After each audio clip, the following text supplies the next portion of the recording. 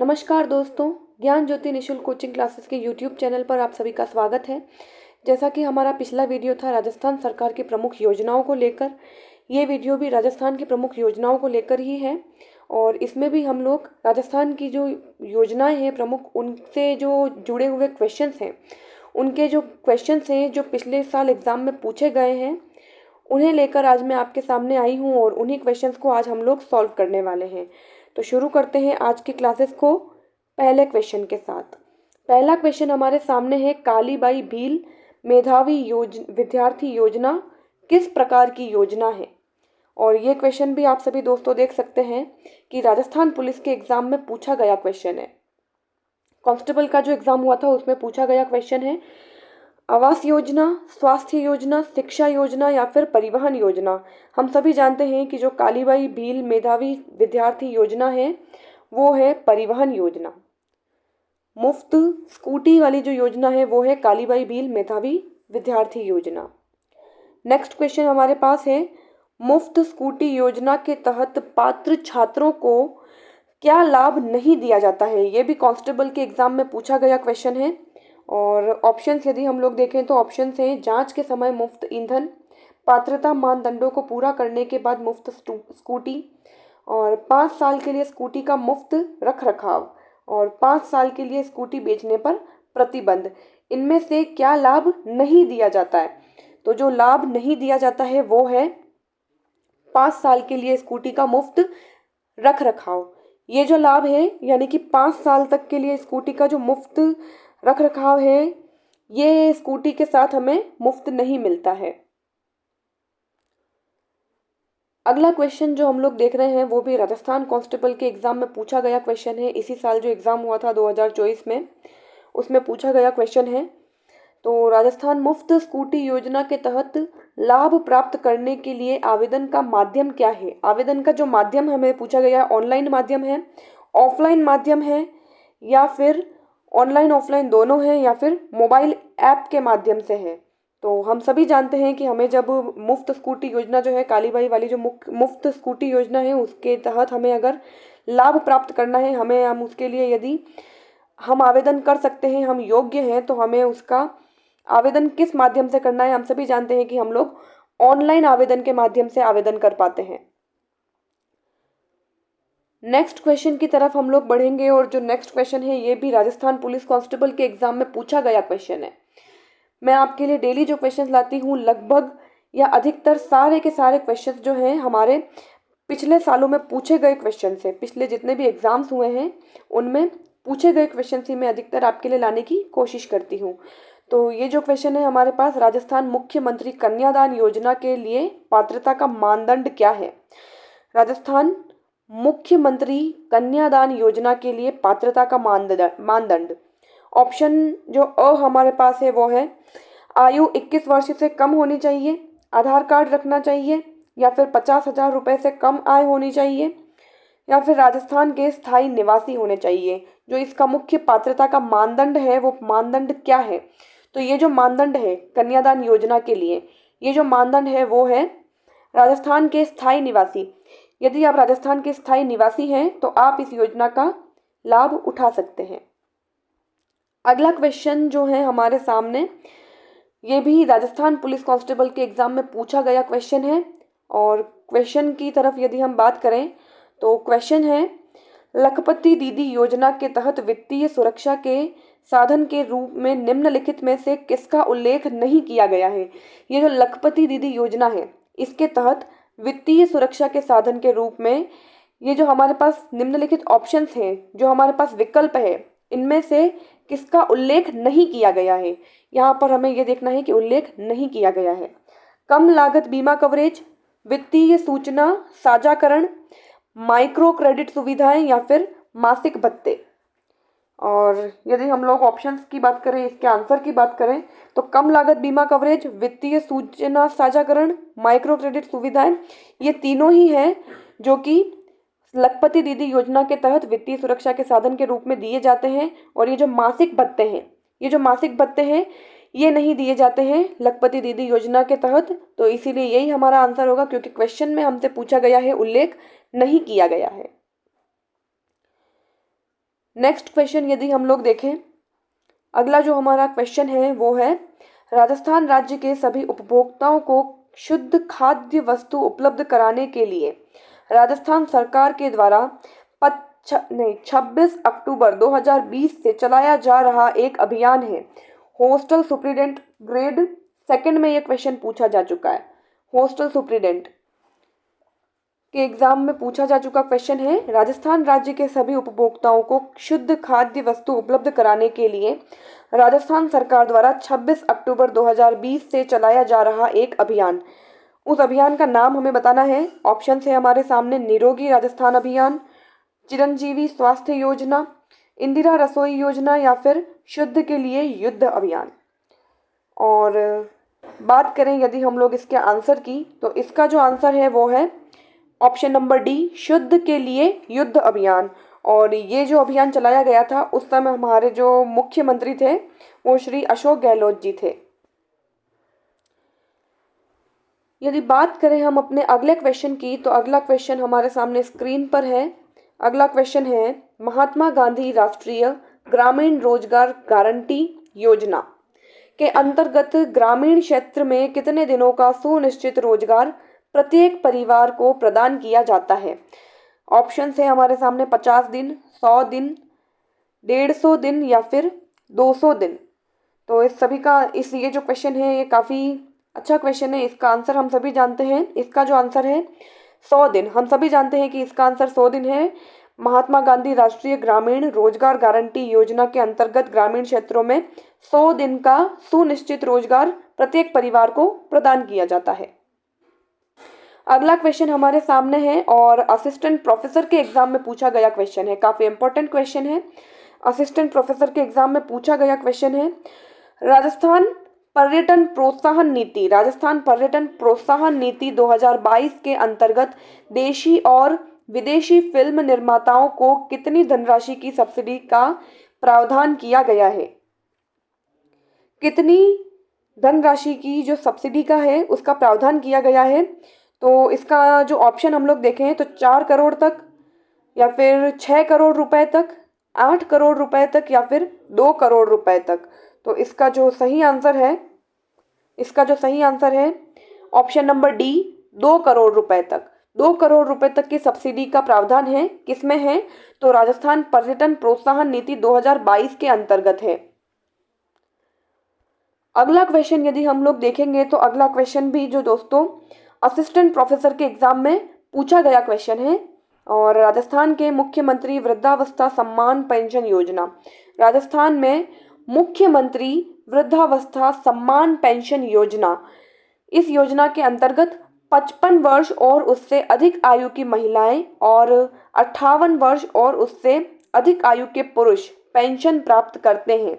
Options यदि हम लोग इसके देखेंगे तो ऑप्शन नंबर ए हमारे पास है 75 वर्ष की आयु तक 1000 रुपये प्रति माह, और ऑप्शन नंबर बी हमारे सामने है 1250 रुपये प्रति माह, ऑप्शन नंबर सी है 1500 रुपये प्रति माह, और ऑप्शन लास्ट जो डी हमारे पास है वो है 75 वर्ष की आयु तक 750 रुपये प्रति माह। तो इसका जो करेक्ट आंसर है, एकदम जो राइट आंसर है इसका, वो है ऑप्शन नंबर ए, 75 वर्ष की आयु तक 1000 रुपये प्रति माह। नेक्स्ट क्वेश्चन हम लोग यदि देखेंगे तो यह अगला जो हमारा क्वेश्चन है ये भी असिस्टेंट प्रोफेसर के एग्जाम में पूछा गया क्वेश्चन है। इसमें हमें कथन दिए गए हैं और कथन हमें पता लगाना है या उस विकल्प का चयन करना है कि कौन सा कथन हमें सही दिया गया है। इसमें कथन में आप लोगों के लिए रीड कर लेती हूँ। कथन है, पहला कथन हमारे सामने है, राजस्थान हस्तशिल्प नीति 17 सितंबर 2022 से लागू की गई। और अगला जो कथन है वो है, इस नीति का उद्देश्य राज्य के हस्तशिल्पियों और बुनकरों को उन्नत तकनीक और आवश्यक वित्तीय और विपणन सहायता प्रदान कर प्रोत्साहित करना है। और नीचे दिए गए कूटों की मदद से सही उत्तर को चुनना है हमें। तो राजस्थान हस्तशिल्प नीति 17 सितंबर 2022 से लागू की गई, बिल्कुल और बिल्कुल सही बात है ये कि राजस्थान की जो हस्तशिल्प नीति है वो 17 सितंबर 2022 से लागू की गई थी। और इस नीति का जो उद्देश्य है, उद्देश्य हमारे सामने दिया है यहाँ पर, राजस्थान राज्य के हस्तशिल्पियों और बुनकरों को उन्नत तकनीक और आवश्यक वित्तीय और विपणन सहायता प्रदान कर प्रोत्साहित करना। बिल्कुल, ये भी बिल्कुल सही बात है, यानी कि कथन ए और कथन बी बिल्कुल दोनों कथन एकदम सही है। तो इसका आंसर जो हम टिक करेंगे ऑप्शन नंबर ए है। ए और बी दोनों ही सत्य है। ए और बी दोनों सत्य है।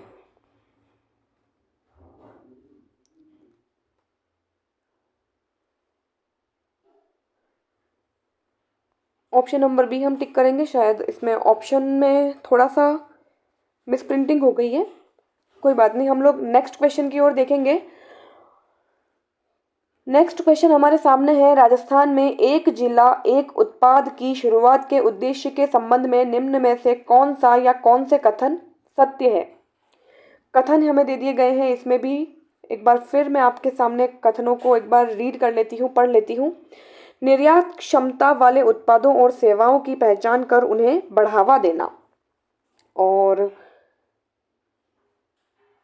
अगला जो हमारे पास कथन है, एक जिला एक उत्पाद की ये जो योजना है एक जिला एक उत्पाद, इसके संबंध में एक और कथन मैं आपके सामने रीड कर लेती हूँ।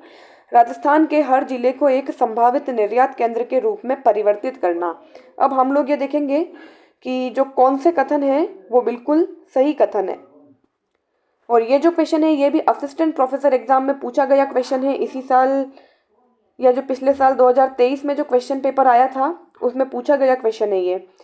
एक जिला एक उत्पाद जो है इसके तहत कौन सा कथन एकदम सही कथन है।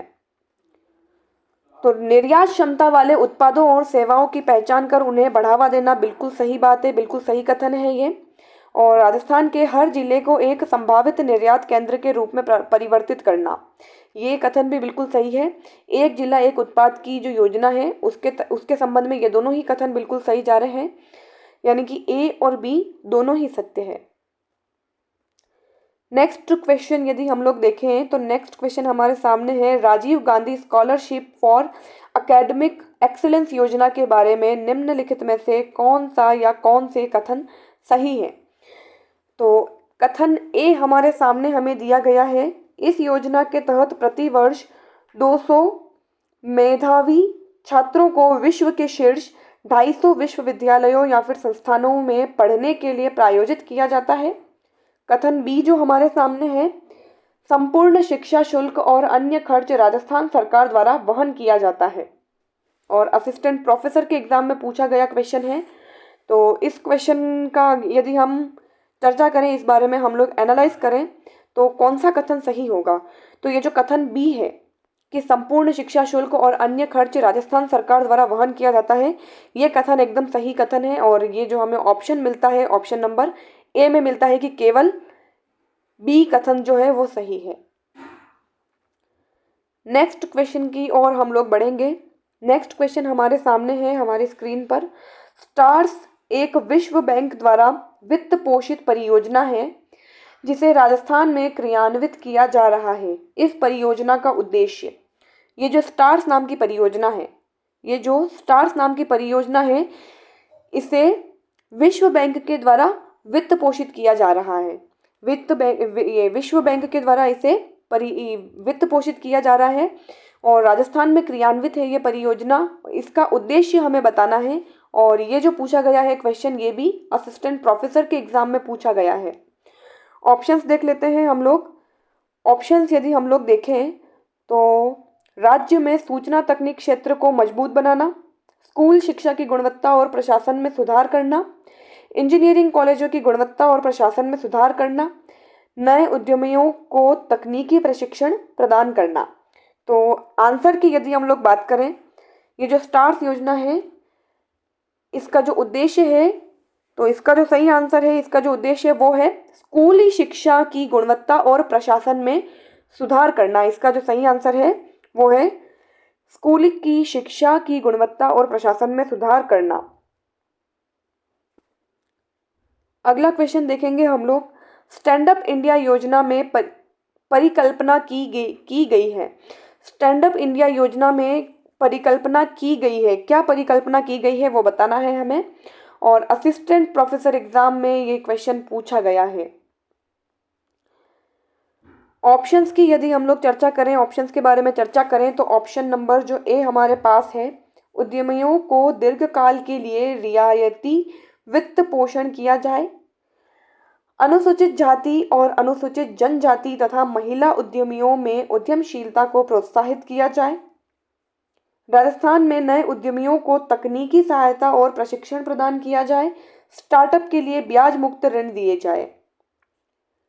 तो इस योजना की जो शुरुआत हुई थी, यदि हम लोग बात करें सबसे पहले इस योजना के बारे में, ये जो स्टैंड अप इंडिया योजना है, ये जो स्टैंड अप इंडिया योजना है, इसकी जो शुरुआत की गई थी, यदि इसकी शुरुआत की बात करें हम लोग, तो इसकी जो शुरुआत की गई थी वो की गई थी 5 अप्रैल 2016।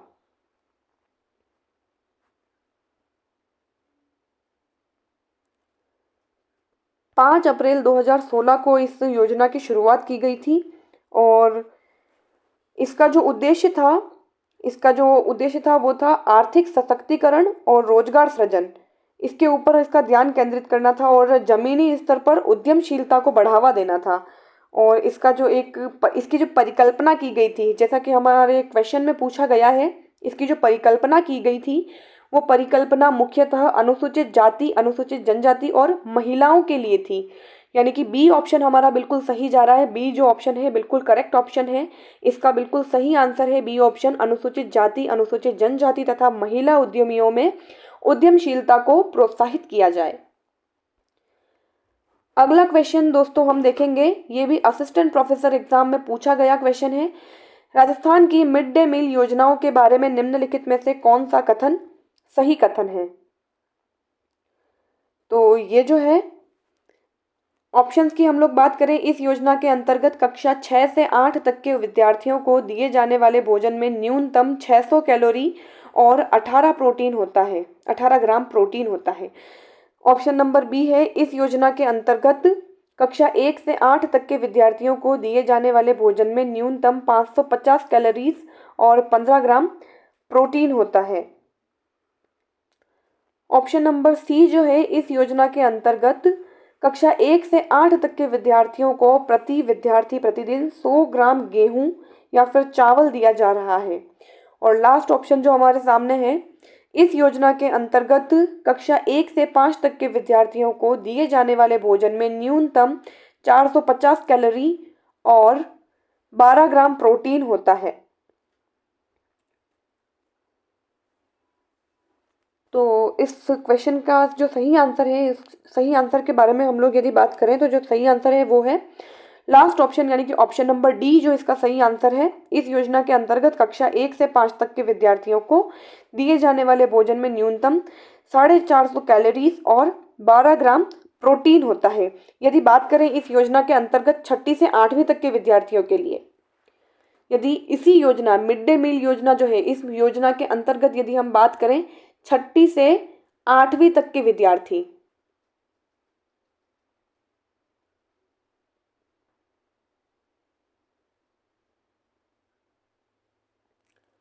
6ठी से 8वीं तक के विद्यार्थियों के बारे में यदि हम लोग बात करें इस योजना के अंतर्गत, तो जो 6ठी से 8वीं तक के विद्यार्थी होते हैं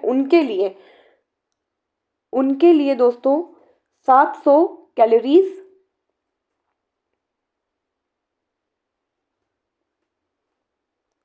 700 कैलोरी और 20 ग्राम प्रोटीन होना आवश्यक है।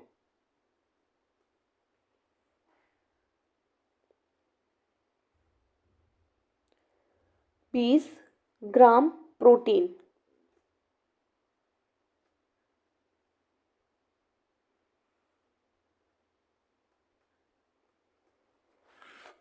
अगला क्वेश्चन हम लोग देखेंगे यदि, तो अगला क्वेश्चन हमारे सामने हमारी स्क्रीन पर है। असिस्टेंट प्रोफेसर के जो एग्ज़ाम है हुआ था उसमें पूछा गया क्वेश्चन है, राजस्थान में अटल भूजल योजना का उद्देश्य क्या है? राजस्थान के ग्रामीण क्षेत्रों में सुरक्षित पेयजल उपलब्ध करवाना, राजस्थान में सिंचाई के लिए जल की उपलब्धता में वृद्धि करना, राजस्थान में इंदिरा गांधी नहर परियोजना में जल भराव और लवणता की समस्या का समाधान करना, या फिर भूजल के बेहतर प्रबंधन के साथ साथ इसके घटते स्तर को रोकना।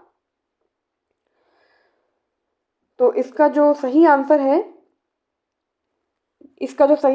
वो है जो भूजल के बेहतर प्रबंधन के साथ साथ इसके घटते स्तर को रोकना। इसका जो राइट आंसर है वो है ऑप्शन नंबर डी, भूजल के बेहतर प्रबंधन के साथ साथ इसके घटते स्तर को रोकना।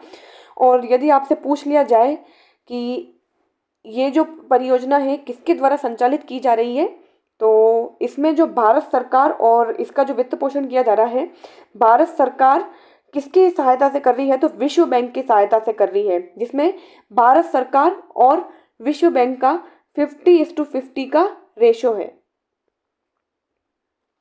विश्व बैंक की सहायता से भारत सरकार इस योजना को चला रही है। अगला क्वेश्चन यदि हम लोग देखें, अगला क्वेश्चन भी असिस्टेंट प्रोफेसर के एग्जाम में पूछा गया क्वेश्चन है। मुख्यमंत्री विशेष योग्य जन स्वरोजगार योजना के संबंध में निम्नलिखित में से कौन सा कथन सही नहीं है। सही नहीं है की पहचान हमें करनी है, तो जो सही नहीं है वह कथन हम लोग देखेंगे। ऋण उन विशेष योग्य जनों को दिया जाता है जिनकी स्वयं एवं परिवार के सभी स्रोतों से वार्षिक आय 5 लाख से कम है। इस योजना के अंतर्गत वर्ष 2022-23 में माह दिसंबर 2022 तक 250.14 लाख रुपए व्यय हुए। इस योजना के अंतर्गत वर्ष 2022-23 में 498 व्यक्ति लाभान्वित हुए। इस योजना में विशेष योग्य जन को 5 लाख तक का ऋण दिया जाता है। तो यदि हम लोग बात करें कि क्या कथन सही नहीं है, तो जो पहला ही कथन है वो बिल्कुल गलत कथन है, यानी कि जो हमारा आंसर है वो भी कथन नंबर अ होगा। जो पहला ही कथन है ऑप्शन नंबर ए जो है, पहला ही कथन एकदम गलत कथन है। और हमसे क्वेश्चन में भी पूछा कि कौन सा कथन सही नहीं है। अन्य जो 3 कथन है बिल्कुल सही कथन है। अगर आप लोग चाहें तो डेटा के लिए ये सारी चीज़ें याद रख सकते हैं कि इस योजना के तहत क्या क्या, ये जो आंकड़े आप याद रख सकते हैं जो कि आने वाले किसी भी एग्जाम्स में आपसे पूछा जा सकता है। अगला क्वेश्चन हम लोग देखेंगे। अगला क्वेश्चन भी असिस्टेंट प्रोफेसर के एग्जाम में पूछा गया क्वेश्चन है। राजस्थान के शहरी गरीब और कमजोर तबके के नागरिकों को उच्च गुणवत्ता वाली प्राथमिक स्वास्थ्य सेवाएं निम्नलिखित में से किसके द्वारा प्रदान की जा रही है। आदर्श प्राथमिक स्वास्थ्य केंद्र, मॉडल सामुदायिक स्वास्थ्य केंद्र, स्वास्थ्य मित्र या फिर जनता क्लिनिक। किसके द्वारा जो है नागरिकों को उच्च गुणवत्ता वाली प्राथमिक स्वास्थ्य सेवाएं प्रदान की जा रही हैं। तो इसका जो करेक्ट आंसर है वो है जनता क्लिनिक। और बात करें यदि इसकी, तो मुख्यमंत्री जो थे हमारे अशोक गहलोत जी, उन्होंने 18 दिसंबर 2019 को 18 दिसंबर 2019 को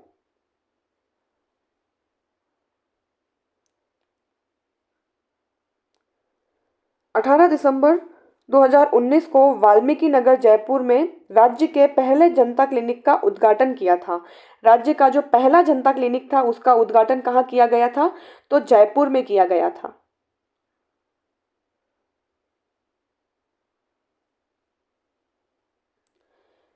और किसके द्वारा किया गया था, तो उस समय जो हमारे मुख्यमंत्री थे वो थे अशोक गहलोत जी, तो उन्हीं के द्वारा उद्घाटन किया गया था राज्य के पहले जनता क्लिनिक का, जो कि जयपुर में किया गया था।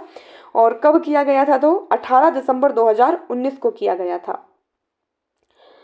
अगला जो क्वेश्चन है कंप्यूटर एग्जाम 2023 में पूछा गया है और सूची 1 के साथ सूची जो 2 है उसको सुमेलित करना है। इस तरफ जो है सूची 1 में सारी योजनाएं दी गई हैं और दूसरी तरफ सूची बी में जो है उसकी सारे उद्देश्य दिए गए हैं।